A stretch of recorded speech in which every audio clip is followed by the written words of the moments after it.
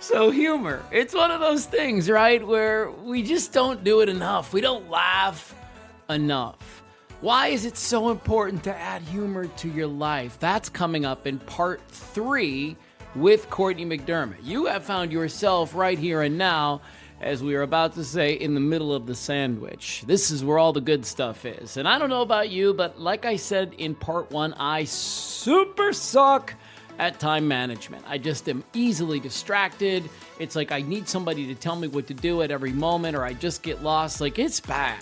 I'm not even joking. I have to use so many tools to keep me focused throughout the day, and we're going to walk through some of those. Plus, our expert, Cortney McDermott, is going to break down her tool chest of time management skills. This is going to be an unbelievable episode. I'm so happy you're here.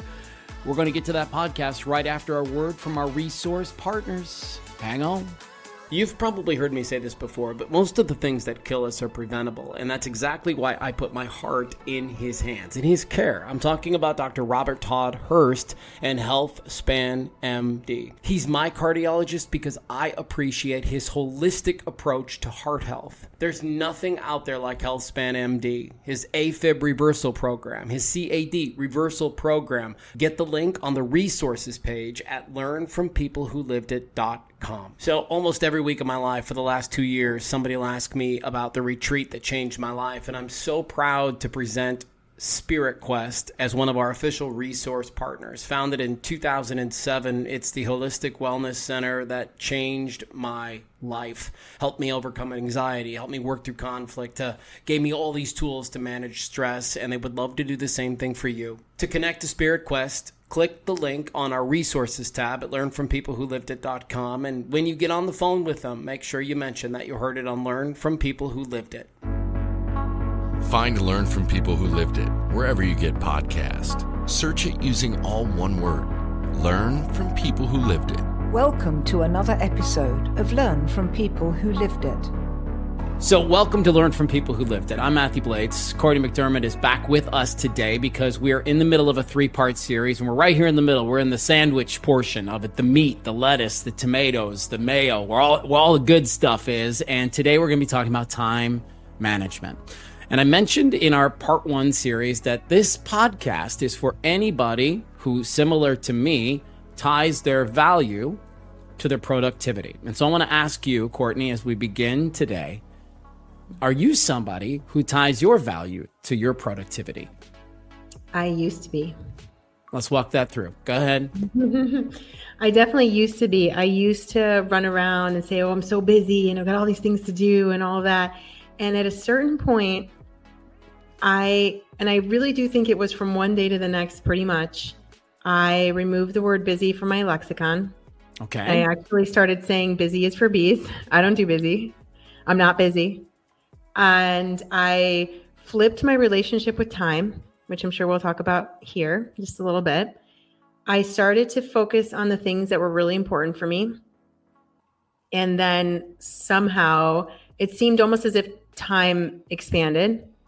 And I'll again get into that because I realized later when I was trying to figure out, how did this happen for me? How did I go from doing, racing, all these things to relatively very little on my plate, yet somehow, I don't even know if I should say creating, because it's all already kind of like in creation, but let's say bringing things in. And yes, there is a action, but it's an internally motivated, kind of like intrinsically motivated action. So it doesn't feel restless. It doesn't feel tiring.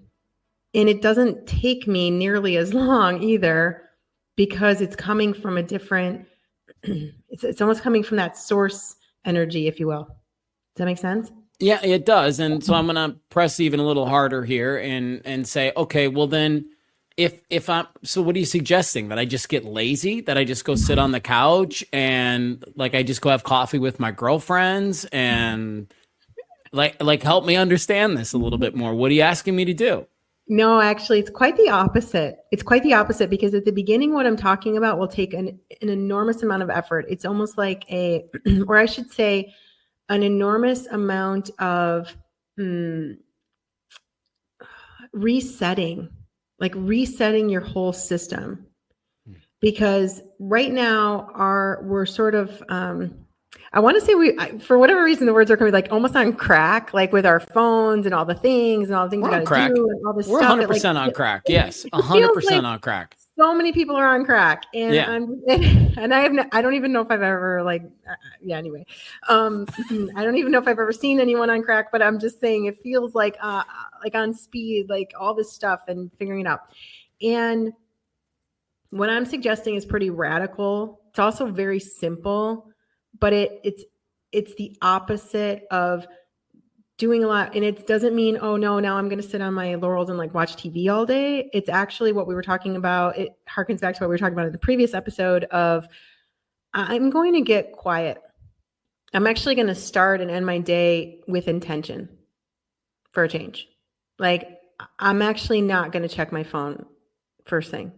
And maybe you go with this slow. I'm not saying, Warren Buffett said something like, don't test the depths of the water with both feet. You don't have to jump into the deep end and find yourself drowning, right? It's you can do this piecemeal a little bit at a time, gain ground, and you'll start to see this reversal of time that I'm talking about in the ways that you live time. Like I honestly, every single day pretty much feel like I lived a whole week at least. And at the end of a year, I'm like, whoa, that was years, that was lifetimes that I lived this year. So many things, so many beautiful people, so many situations, so many things transpired. But the actual, there's not what used to be there of that anxiety. Now, I want to get a little more specific so people can understand when I say it's not just get quiet, but it's also really focusing on things that are important to you, that are important specifically to you, and that you may have been putting off, and kind of using some of that prime real estate in your day. Specifically, again, I'm talking about the morning and the night, but it could also be anytime you wake up from a nap.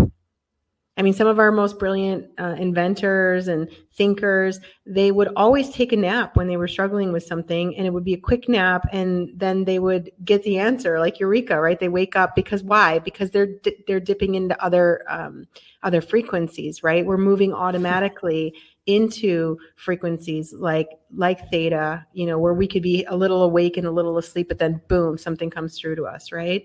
So I think getting really mindful about how you're using your time. And this is not to beat yourself up, mind you. And I talk a lot about these different dimensions of time in my book, but you kind of got to start to take a little bit of inventory and get honest with yourself of like, oh, am I distracted most of the time? Am I deluding myself into thinking this is something really important? Am I living in a hyper state of demand where I think everything has urgency when in reality it doesn't? Or am I actually in a state of, like I said, I'm action. There's action happening through me, but there's this intrinsically guided, motivated action, which feels very, very different. So yeah, we can talk more about any of that. Yeah, okay. So step one, if we're declaring steps, could be something similar to get quiet and intentional in the morning. And I love to tell people, give the morning to you. Like, so many of us wake up and we go right for this stupid thing. And like immediately you've given your morning to somebody else. Immediately you've given your morning to the post on Instagram, to the email from so-and-so, to the text message from, one of your friends. And that's fine. You can like all these people, but stop giving your mornings to them. Give your morning to yourself. And okay, hold on. Easier said than done, because I'm in this lane of what I like to call blue collar therapy, right? Which is like, if you think about the blue collar lifestyle, it's like, well, I'm going to wake up in the morning. I'm going to have to get my family together, get my kids out the door, get them to school, then I got to get myself ready. Then I got to go to my job, where I'll go to, I'll be at my job for 8 hours a day. I'll have my little 1 hour break, maybe for lunch. And then I'll come home, and then it's homework, and I got to make dinner, and I got to get the kids to their activities. And, oh yeah, I'm supposed to take time for me and my spouse too. And we're supposed to hang out and connect and chill together. And then you do all these things, and it's 11, you're exhausted, and your day sucks. Okay. Mm. So let's take that person who just is busy, to use your words earlier, really busy, got a lot going on every single day. And how would you recommend they get quiet or get intentional in the morning if they've got a pretty busy start when it gets going? Yeah, this is the hardest. And I remember being in a very similar situation myself. And at that time, I actually just started noticing where were those pockets in my day, little pieces where I could try to take that time just to start. Okay. And the first time this happened to me, and it kind of blew me away, actually, I was in my corporate job. I was sitting behind my computer. I was doing all the things. I was eating a sandwich, I think, while I was, typing out an email. And then Right. someone was coming into my office, asking me whatever, it was chaos. And I remember thinking, okay, every day I say I'm going to like take a walk around the block here. And every day I end up just doing this. So maybe today I'll actually do it. And I just got up from and it wasn't even, I didn't even think that through that way that I'm saying it. That just sort of spontaneously was like, get your butt up and go for that little walk that you said. Right. And I did. I went for that walk. And then when I got back, I did something really curious. Like I had this, again, almost, I can't even say that it was a voice, but it was like just a knowing to just turn my phone off for a little bit. And I closed my office door, turned my phone off. Okay, we don't always have that luxury, but you could, if you're in corporate, you could rent out a conference room for a couple minutes, whatever it looks like, but or book it out. But you can find these little spaces. And what happened to me when I did that actually was, instead of going back to my email, which I once heard of as the best way I ever heard it defined was a great organizing mechanism for other people's priorities. Right. Okay. So instead of going back to my email and all that other noise in my phone or email, I decided that I was going to work on this project that I had been putting off for a long time. Like I knew it was important, but it wasn't urgent and I had been putting it off. And I'm telling you, it was kind of almost miraculous because I got through this thing and it was a great result. I remember I presented it to my company and everything. Everybody was really happy. But the cool thing was I went home right after that. Normally I would have stayed longer, whatever. I just went back home. And I was just, again, it was that kind of relax, like, it's okay. Just sort of, yeah, there are all these things going on. And you also can just take a moment, take a breath, maybe get outside if you can, turn something off for a few minutes so you can actually address that thing you've been putting off. And you'll find your own pockets for this. Like, I think it's really hard when people, especially when they start out the new year and they're thinking, oh man, now I got to do all these things and I got to change all this stuff and I got to do a radical, new me or whatever. And that never really works because it sets off alarms all throughout. Just the way that we're built, it's not normally going to work unless you've been in a really dire situation. And this is like, life or death type of thing. But for most of us, it's going to work maybe for a couple of days, and then we're going to fall back into our same routine. So one of the things I would highly suggest is like, start small where you can. Just notice, like, you'll start to notice more. You'll find more spaces. And then the thing that's critical about like the morning and the night, especially just those first minutes, is that frequency question that we were talking about.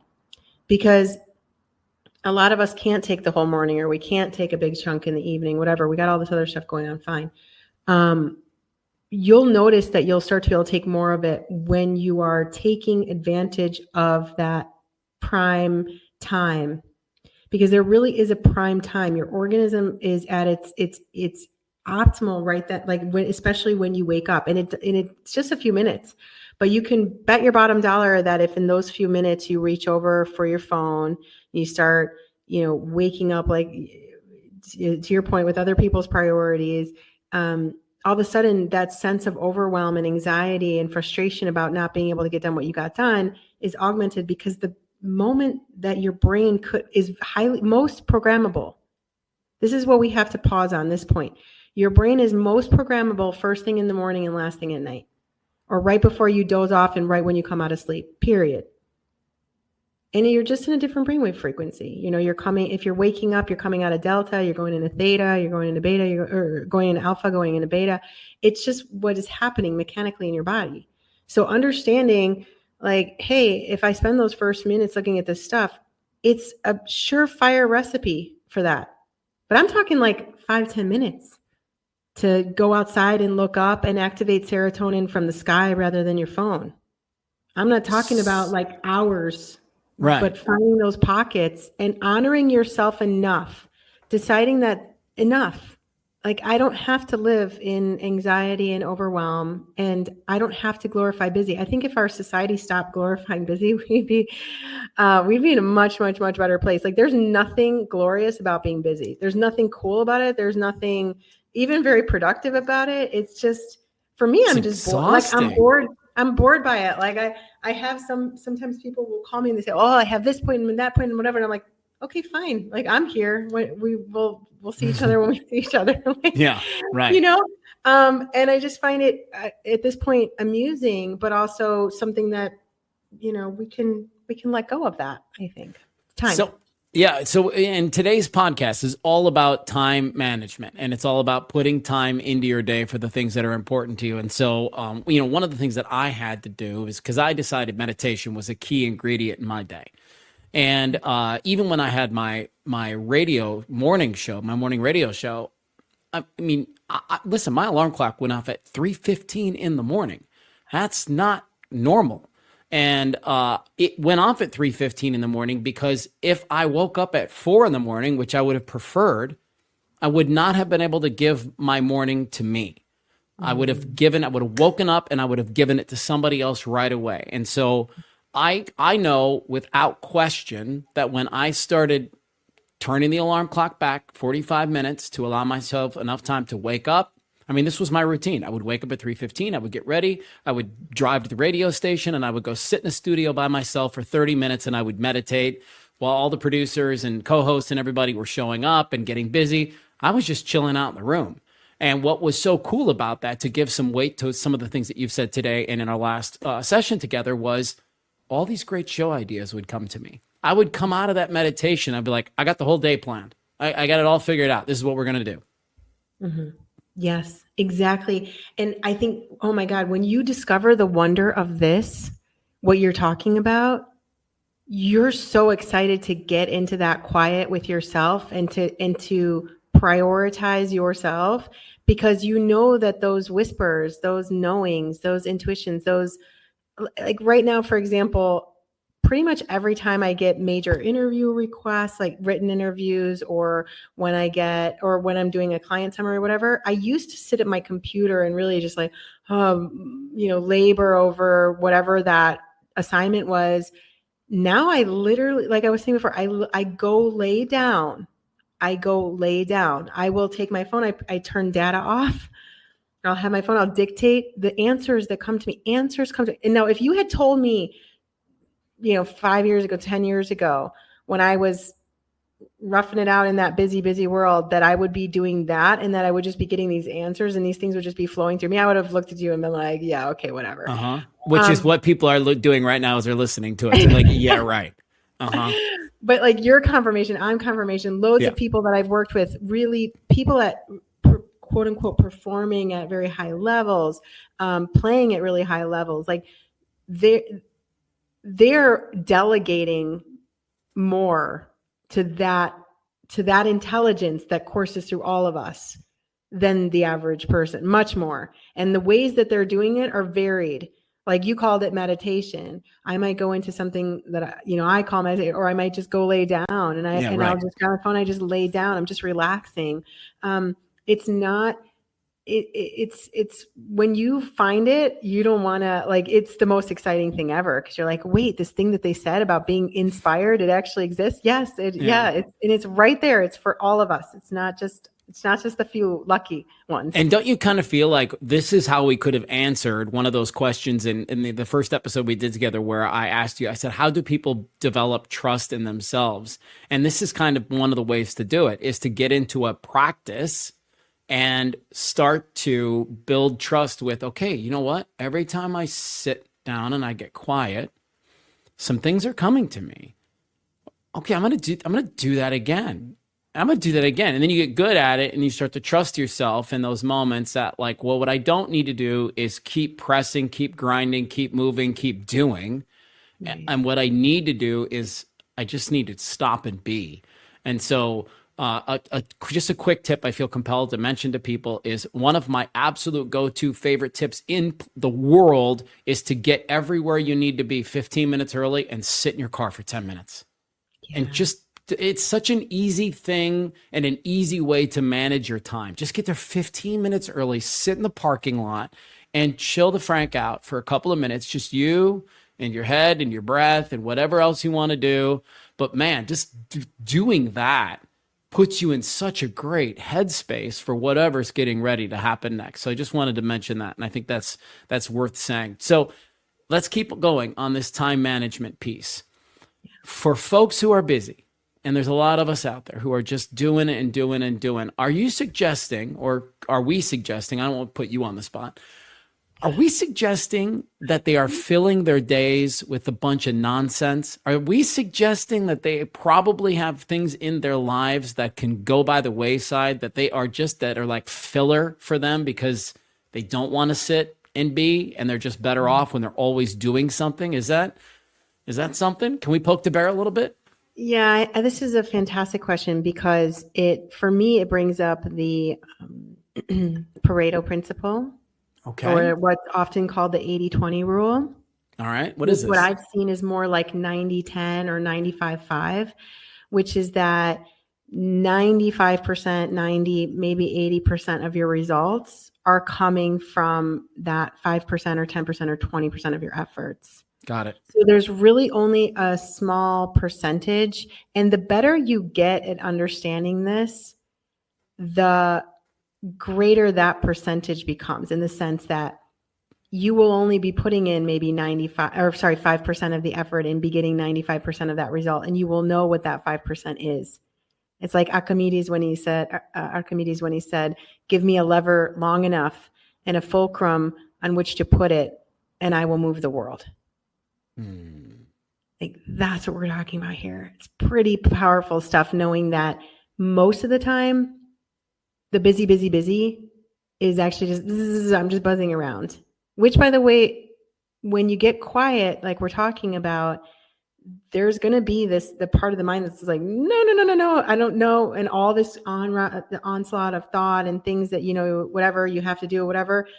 If you can bear with that, if you can stay in the white fire of it, on the other side is understanding more and more what that 5% is for you, or that 10%, or maybe for now it's 20%.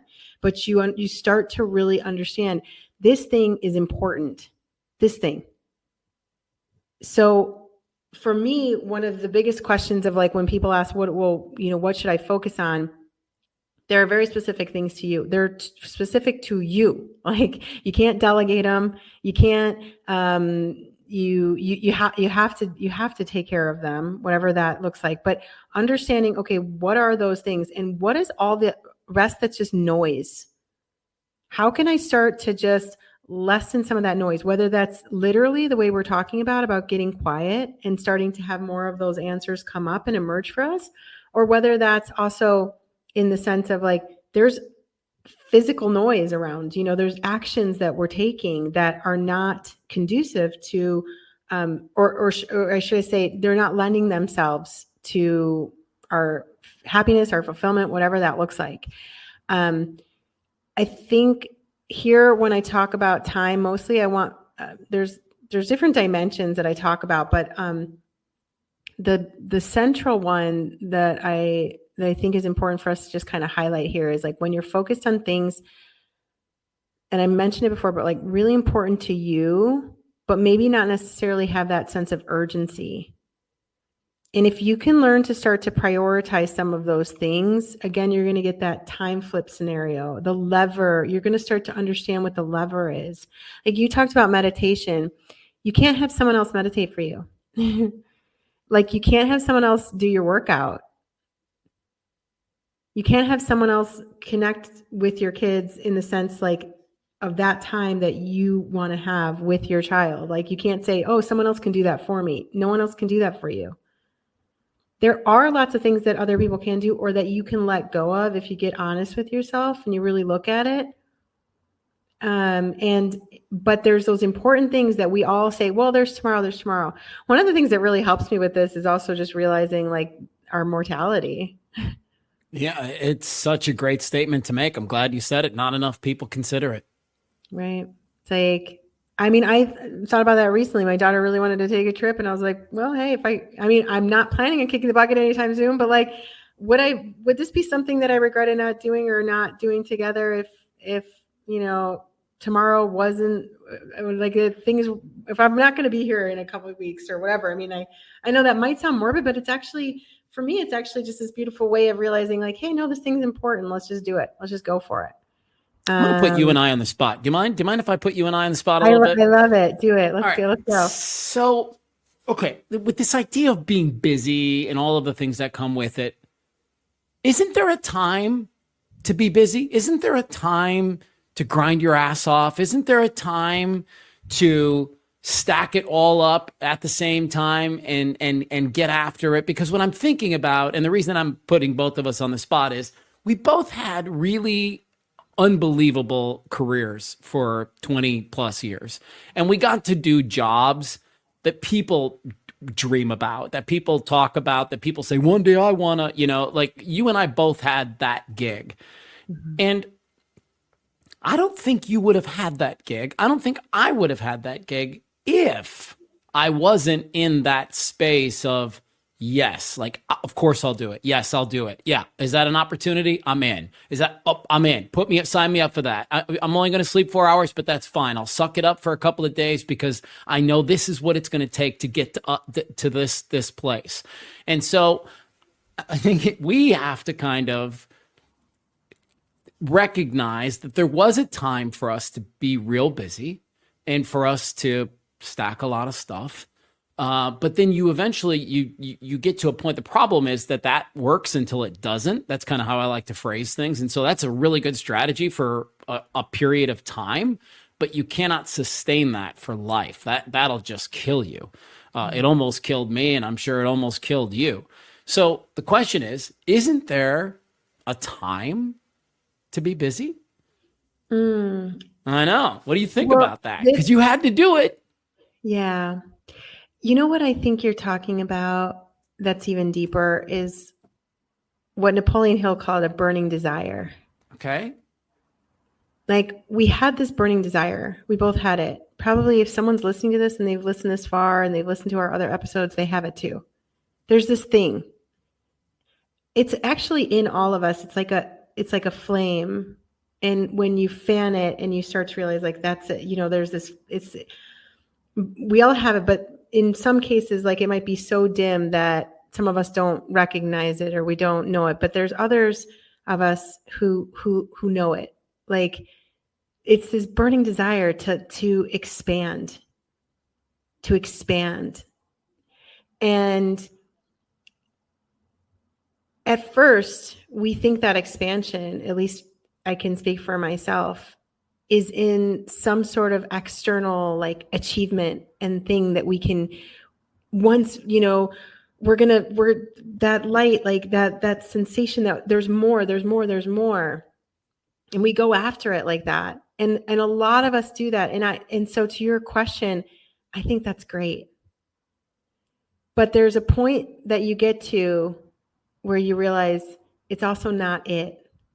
Like the intention of expansion, of expanding into your potentials is all of a sudden like it's not about anything. You realize like what a folly it was to believe that it was something external to you, that it was a position, that it was a amount of money in the bank or whatever. The irony of that is that when you really fully do realize that, all of those things, they do come, but they don't have, and they come in spades, maybe even more than, you would have ever tried in the achieving department. And this is what we're talking about when we say, oh, like those things came in, these messages, that's the richness, that's the wealth, that's the expansion, that's the expanding into these endless potentials that are available to us. And I think that's what we were seeking all along. I think that's what everyone's seeking, whether there's more or less aware of it, but it's like, show me the truth of what I am, which is you're all of it. And that gnawing sense of that is like, there's more. And so, yeah, I think it does have a place. I just think that it's misplaced when it's about achieving or like showing that I'm busy or whatever. I think it's just misplaced, but it's an honest attempt at really knowing like how far you can go, how great you can be, how great you can be. Yeah, I think I would answer my question by saying I'm a music guy, and so I think of think of things like as a volume knob, and I say, yeah, there is a time to turn it up to 10, and there's a time to turn it back down to 0, and there's a time to put it at 4, and there's a time to put it down at 2, and there's a time to turn it back up to 8, and that's the thing that I wish I would have learned a lot sooner in my career was that I'm actually in control of the volume knob. Nobody else. Like I'm actually in control of the volume knob. And for many, many, many years, it felt like to me, somebody else had their hand on my knob. And I was like, get your hands off my knob. I don't want this any longer. Right. And I don't know if you resonate with that statement, but I think a lot of people probably fall into that category where they've sort of forgotten that they're in control of what's happening to them. And that, to me at least, it happened a couple of different ways. And number one, and probably the most important to articulate for our conversation, is just that, like, it was this idea of control. I had completely given up control, and I had stopped asking myself, what do you need? What do you need in this moment? What's important to you in this moment? And I just kept going and doing when I just needed to stop and be, right? Like that's one of my favorite things to say to people. And then there's a Celine Dion quote that I love, love, love, love, love, which is, you don't have to be good all the time. You have to be good when it's time. Ooh, and isn't that so awesome? So good. Yeah. It's such a great quote because it really does articulate that busy lifestyle that we all have. It's like, girl, you don't have to be that busy all the time. You just got to get after it when it's time and know when to sort of turn that volume down. Now, let's keep moving because we're talking about time management here. And this is something that a lot of people struggle with. And so I think if we've given any kind of tips today, it's like, all right, get quiet, get intentional, give the morning to yourself, get your email answered in chunks of the day. Don't feel like that's got to be, on and you have to hit back as soon as somebody sends you an email. What else is there to time management? To me, it would seem like you need to prioritize the most basic things like sleep, food, water, and we don't. Like you even said earlier, right? I'll be eating a sandwich, I'll be sending an email, and somebody's talking to me in my office. Like all three things were happening simultaneously when I don't think that's probably your story today. No. Yeah, no, not at all. I think one of the other things that can be helpful for people to realize about time is definitely for sure what we've been talking about of like prioritizing what's important, but also giving that a specific time. Like one of the things that I notice a lot, this phenomenon called Parkinson's law, which is that a task will expand to the time that is allotted for it. Right? So it's like, oh, I have 10 days to take care of that thing, right? And then all of a sudden you're like, oh shoot, or maybe, you spend an exorbitant amount of time on something that really didn't require that. So I think starting to get, again, it requires a kind of an honesty and a discipline at first. But what's exciting about it is if you say like, okay, realistically here, how long would it take me? Like, for example, someone who wants to get a website up. I mean, let's be realistic. Right now, this day and age, it doesn't take you a year to do that. I mean, it very well could have, like, however many years ago when we first started in this game. But like now, you could get a nice website up in a day, in even half a day. You could get a nice website. You could have it up. I mean, that's just the reality of the situation. Would it be the ultimate end website that you want for your business? Maybe not, but it's up and you've got that done. And I think one of the things that lots of times handicaps people is like they make things seem a lot bigger than they are. And then they delay it. And then all of a sudden, maybe it comes to a point where they actually have some real demand and then they get on it. But it's like, well, what if we just relax around this idea that, hey, okay, let's just throw this out there. Let's have fun. I think that's I know where we're going in our next episode, but like, what if we just decided to like have fun with this thing and say, all right, this is my half day project. This is my 2-hour project. Last year I was putting out my second book, and I gave myself a very specific timeline. It was very ambitious. I was like, I'm going to write a chapter a week. I mean, I could have written a chapter in the year, and I didn't have there was nothing outside of me that said, now, okay, no, you have to write your second book. I mean, there was definitely a demand for it, but it was more that inner motivation, and then putting a very specific, like, okay, I'm going to do it this way. Now, I didn't get the chapter, just in all honesty, I didn't get every week a chapter out, but I got pretty darn close to it. It was more like 10 days per chapter that I was looking at. And then you move into other phases of that. Like, okay, now there's the publishing, and now there's the marketing. Now there's this, now there's that. I'm laughing at you because literally yesterday, I was going to pull this up on my phone and show this to you, but literally yesterday, because I struggle with this so much, it's such a thing for me. Like what you're saying right now is going, that just keeps beating me over the head. I literally ordered, I think they call it a Pomodoro or something. There's a name for it. You know what I'm talking about? Technique. Yeah, and it's yes. So I'm going to use that from now on to start managing my time. And it literally is a time management tool, because people like me, I suck at it. And what you just said a second ago about the project will take as much time as, however you phrase that, that's me. It's like, well, I got all day. I can probably work on this. But if I set a timer and I'm like, all right, 15 minutes, you're going hard for the next 15 minutes, and then you're going to set it down for the rest of the day, I probably would jam out and get so much done. Oh yeah, that is actually a huge time secret it comes from, it's the exact same as the Pareto principle that I was talking about. It's an Italian guy, Pareto or Pomodoro, which is the tomato. That was the 80-20. That was like 20% of your efforts creating 80%. So this is I love it, because for me, when when I'm working on whatever it is, I will almost always set a timer. Almost always. Really? Almost always. Okay. So I'm not either the one who's like, oh yeah, this is just so easy for me. I'm like, oh crap. Okay, now I got to set this timer and do this thing. But I will say that there's this beautiful, I think, kind of almost synergy between your efforting and then letting something else come in to help you, that we've been talking about too. And I think it's really important for people to allow for both things. Like, relax and then effort, relax and then effort. And I find, for me personally, that kind of, if we were looking, you asked for a formula earlier, that would probably be the closest I could come to explaining.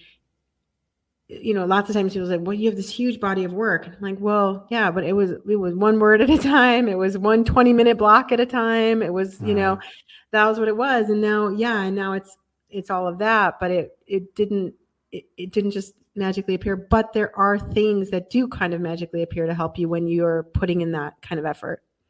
All right.